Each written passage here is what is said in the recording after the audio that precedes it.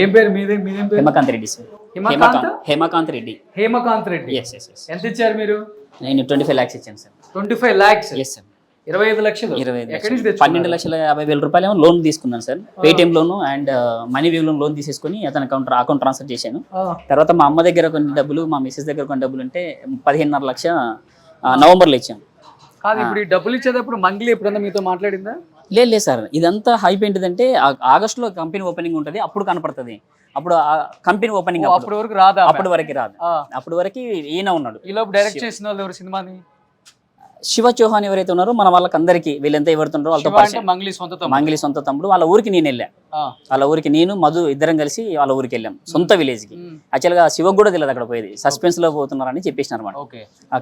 ఒక 2 రూములు, ఒక చిన్న రూము, అక్కడ చిన్న ఇల్లు వాళ్ళది. ఆ ఎదురుగా బిల్డింగ్ ఎదురుగానే హనుమాన్ టెంపుల్ సార్ వాళ్ళది. ఏళ్ళ నుంచి హనుమాన్ టెంపుల్ వాళ్ళ తాతల కాలం నుంచి ఉంది. అక్కడ శివ ఉన్నాడు, అక్కడ అంతా చూసుకున్నాడు, పూజ చేసినాడు. మళ్ళీ తర్వాత ఏం చెప్పారు? ఇప్పుడు మీరందరూ డబ్బులు ఇచ్చిన వాళ్ళేనా? అవును సార్. మీరందరూ బాధితులే, విక్టిమ్స్ వీళ్ళందరూ. అవునవును సార్. పంజాగుట్ట పిఎస్ చుట్టూ తిరుగుతున్న వాళ్ళే మీ అందరూ. బాబు రా, నువ్వు కూడా లోపల రా.